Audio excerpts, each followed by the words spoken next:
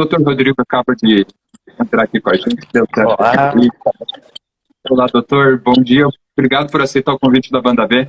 Bom dia, Rodrigo. Muito prazer, obrigado pelo convite aí, né? Para a gente conversar sobre esse assunto tão interessante aí, né? Então tá bom. Obrigado, doutor. Doutor Rodrigo, para quem não viu o início da transmissão, ele é cirurgião bariátrico e pesquisador do assunto obesidade. Então, a gente vai conversar sobre esse estudo da revista Science. Doutor, eu citei aqui um pouquinho na introdução e muitas pessoas convivem com dificuldades, às vezes, para subir escadas, às vezes para fazer longas caminhadas, fica muito ofegante, pode acontecer um problema respiratório ou outro. Dito isso, no que esse estudo publicado na revista Science avança especificamente? O que isso quer dizer como uma descoberta? Então, esse é mais um dos estudos, né, que saiu abordando a questão da origem da obesidade, né? Então, o que realmente causa a obesidade, hoje a gente sabe que praticamente 70% das causas da obesidade no nível mais avançado, obesidade severa, eles vêm do fundo genético, tá? Então, é mais ou menos a genética comandando o nosso metabolismo, né? E esse metabolismo é que vai determinar realmente quanto que vai se estabilizar o peso corporal. Entende? Tá? E quando a gente fala em obesidade, a gente tem um número muito grande de pessoas obesas no Brasil, segundo o IBGE, 70% da população adulta é obesa. O que pode levar a números tão altos para a gente medir? Qual que é a situação do país quando se trata de obesidade? Então, Rodrigo, veja só, há 30 anos atrás, a gente tinha uma situação em que não se tinha o estilo de vida que a gente tem hoje, né? Então, a gente tinha não tanta o estilo de alimentação fast food, a gente pedir comida em casa, o estilo de vida mais sedentário e tal. Então, há mais ou menos 30 anos atrás, os níveis de obesidade eram menores. E a obesidade, ela disparou absurdamente nos últimos 30 anos, especialmente nos últimos 20 anos, né? Então, hoje a gente sabe, por exemplo, dados dos Estados Unidos, 10% da população dos Estados Unidos tem obesidade severa grau 3, que seriam pacientes que seria para ir para uma cirurgia bariátrica. Entende? Então, quando a gente vê uma população dos Estados Unidos, mais de 300 milhões de habitantes, praticamente 30 milhões de pessoas deveriam passar por uma cirurgia bariátrica, né? Então é assustador os números. E a medicina, de forma geral, ela está perdendo a luta contra a obesidade, né? Porque até então a obesidade ela só cresce, ela só aumenta, né? Ela não vem regredindo. Então, cada vez mais. E o Brasil segue no mesmo ritmo. Hoje, 7% da população brasileira ela é portadora de obesidade grau 3, obesidade severa. Então, são quase 14 milhões de habitantes aqui do Brasil que teriam indicação de passar por um tratamento mais radical, que é a cirurgia bariátrica, né? E até, né, doutor, o fator pandemia também influenciou bastante nesse aumento, né? A pandemia, sem dúvida, né? Muitas pessoas que estavam no início do ano passado fazendo tratamento clínico para perder peso, o que aconteceu foi que, em vez de perder, eles ganharam muito peso e hoje até passaram a ter indicação da cirurgia bariátrica, né? Então, o que se precisa chamar a atenção desse estudo, que é bem legal, é que abre uma nova fronteira para o tratamento ou até para a prevenção da obesidade. Então, novos medicamentos vão ser lançados, né? E que vão conseguir modular a questão genética das pessoas. E a gente vai ter tratamentos que vão prevenir a obesidade naquela família que já tem uma tendência à obesidade. Então, a gente vê, muitas vezes, o avô, a avó, né? O pai teve obesidade e o filho pequenininho já está com 10 anos de idade e já está com obesidade. Então, essa criança vai poder começar a modular a sua genética para não evoluir para um quadro mais grave de obesidade no futuro. Então, isso é bem interessante, né? Bastante interessante. Então, quer dizer que genética e metabolismo podem ter uma influência muito grande quando a gente fala em obesidade também. Não é só a questão dos hábitos, que a gente tem essa sensação que apenas os hábitos ruins, a falta de exercício, pode causar um problema sério de saúde, né? Então, Rodrigo, existe um preconceito, né, muito nos leigos, mas também na comunidade médica, né, e que eles acreditam que a pessoa está com obesidade porque ela é gulosa, ela come errado e come muito, e ela é preguiçosa, ela não se exercita, né? E, na verdade, 70% da causa de pacientes com obesidade grau 3 vem em função do fundo genético. 20% vem de gatilhos, que a gente chama gatilhos do meio ambiente, né? Então, são, por exemplo, uma gestação ou um acidente, né? Um acidente, por exemplo, você teve uma lesão na perna e parou de se exercitar, o uso de medicamentos que desencadeiam o gatilho para a pessoa ganhar peso, né? E só 10%, na verdade, é quanto a gente come e quanto a gente se exercita. Tá? Então, a culpa é muito mais da genética do que de maus hábitos da alimentação do dia a dia, né?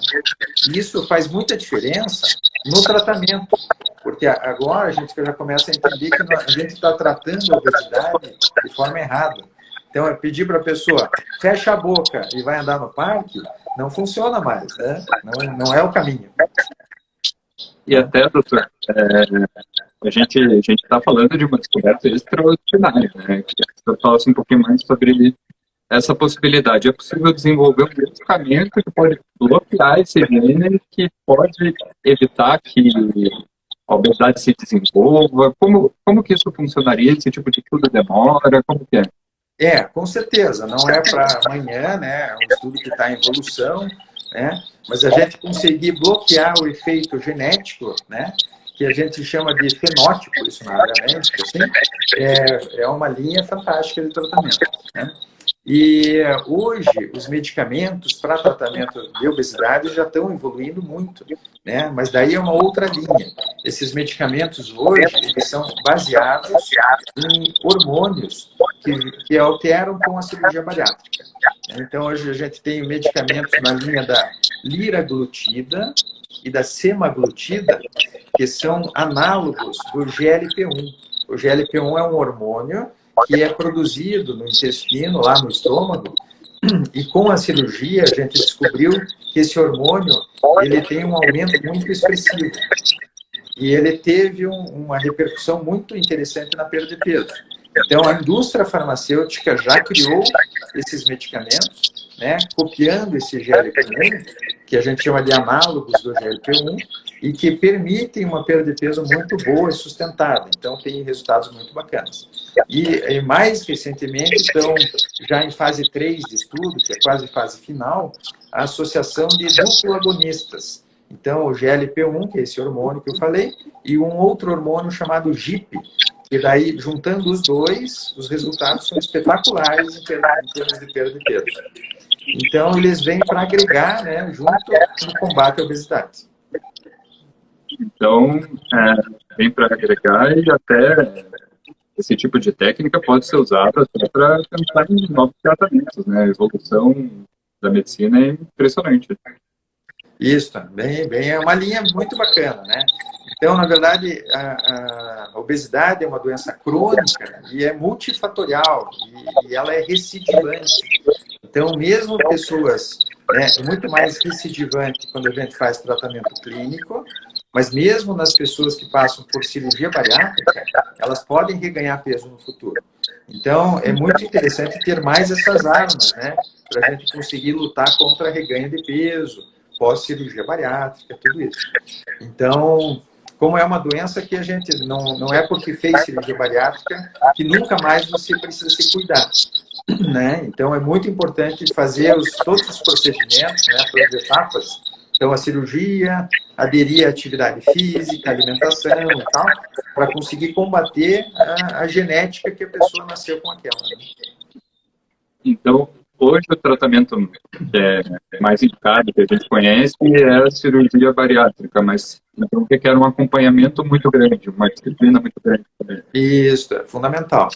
Então, por isso que é muito importante realizar a cirurgia e manter o acompanhamento com uma equipe multidisciplinar, sempre acompanhando com nutricionista, com educador físico, né, psicólogo junto. Então, se conseguir aderir a um acompanhamento assim, de longo prazo, assim, a qualidade de vida é fantástica, assim, é bem legal o resultado. Né?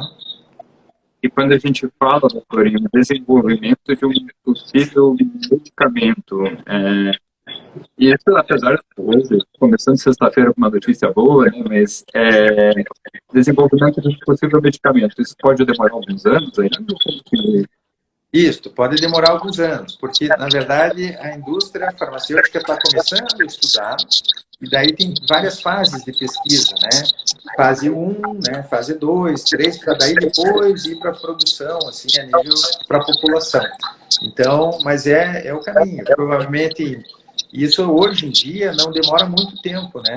O maior exemplo a gente viu aí com as vacinas, aí que um prazo extraordinário de velocidade muito rápida, conseguiram criar várias vacinas aí contra o Covid, né? Então, hoje a indústria corre muito rápido. Então, talvez 5 anos aí, 10 anos no máximo, já tenha medicamentos fantásticos aí no tratamento clínico da obesidade. Né? Daí um medicamento extraordinário que vai ajudar muita gente, muito legal mesmo. Isso. E o bacana é, inclusive, atuar nessa linha para evitar, para prevenir a obesidade. Então, no futuro, a gente vê que a pessoa vai nascer e ela pode fazer um estudo genético, e se ela tiver uma propensão genética a ter obesidade, ela já pode até, inclusive, fazer um tratamento preventivo para não, na vida adulta, desenvolver obesidade. Então, isso é muito bacana, né, também. Né? Porque obesidade, na verdade, quando a gente fala, Rodrigo, em obesidade, a gente só imagina na pessoa com obesidade. Mas, na verdade, o que a gente está buscando é tratar pressão alta que vem em função da obesidade. É tratar e prevenir diabetes, apneia do sono, colesterol alto. Então, hoje, a principal causa de morte hoje das pessoas é de origem cardiovascular. Então, que é a combinação de pressão alta, diabetes, colesterol, triglicerídeo alto, e tudo isso gerando, né, entope-las coronárias, os vasinhos cerebrais, que faz com que a pessoa tenha infarto, um AVC, né, um derrame e tal. Então, na verdade, a gente não está só pegando a obesidade, mas a gente está buscando muito além disso, né? Isso até sem falar em saúde mental, né? E também é uma questão que está extremamente relacionada até pelo fato de ser uma doença dotada de preconceito. Total. É uma doença extremamente estigmatizante, né? Quando a gente tem uma pessoa, por exemplo, com câncer de pulmão e que fumou durante 40 anos, por exemplo, a gente não culpa essa pessoa. Não, você está com câncer de pulmão porque você fumou 40 anos, então é culpa tua, né? Mas a gente faz a mesma coisa com quem tem obesidade grau 3, obesidade severa. Né? A gente indiretamente coloca uma culpa nessas pessoas, dizendo que elas que causaram isso, porque elas comeram demais e não fizeram atividade física. E isso talvez seja o último preconceito que socialmente seja feito, né? Porque hoje, quando a gente fala em preconceito, né, de várias maneiras, e esse é um preconceito que ainda existe, é muito forte. E é muito forte não só na comunidade leiga, mas na comunidade médica também. Quando a gente conversa com médicos, os médicos também acreditam muito que a pessoa está acima do peso porque ela come demais e não faz atividade física. Né? Então, esse estigma é muito forte contra a obesidade, né? Inclusive na área médica, né? Bastante surpreendente até. Sim, com certeza. Todo mundo pensa, não, é só ele fechar a boca, é só parar de comer, é só ele fazer exercício que ele emagrece, né? Tão fácil. Mas o problema é que a pessoa até emagrece, ela pode emagrecer 15, 20 quilos, mas depois ela reganha o peso muito fácil. Então é uma luta que a maioria das pessoas não consegue ganhar. ela normalmente ela vai, luta, mas perde no final, né? E é frustrante, cada vez que a pessoa reganha peso, ela assume novamente essa culpa, né?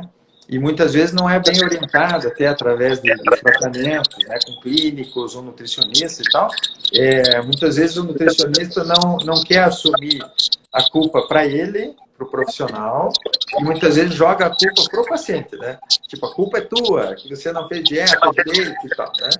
Então, isso é bem frequente, é bem comum, a gente vê isso no nosso dia a dia, né? Mas o importante é que a gente tenha uma notícia boa que nos dá esperança, né, doutor? Eu queria te agradecer por essa entrevista, o nosso tempo aqui está meio que se esgotando, mas acho que a gente consegue começar a sexta-feira com realmente uma notícia boa, com uma notícia interessante, e a gente vai acompanhar essa evolução passo a passo para conseguir, se possível, livrar o maior número de pessoas também possível desse mal que é a obesidade. Obrigado, doutor. Ótimo. Rodrigo, obrigado aí pela oportunidade de falar sobre esse assunto aí. Eu acho que é bem importante, né? Então tá bom. Muito bom obrigado, final de semana. Do senhor também, até a próxima entrevista. E também, essa entrevista com o doutor estará disponível aqui no IGTV, está lá no Facebook, nós estamos ao vivo, né, pelas plataformas digitais da Banda B. E nós também teremos essa entrevista de maneira escrita lá no Fique Sabendo do portal Banda B. Vai sair ainda hoje. E, se possível, a gente também vai colocar esse vídeo anexando o vídeo ali na matéria escrita. Você pode acessar ali pelo portal em www.bandab.com.br/categoria/Fique Sabendo. Obrigado, doutor, e até a próxima entrevista, pessoal. Obrigado, bom final de semana.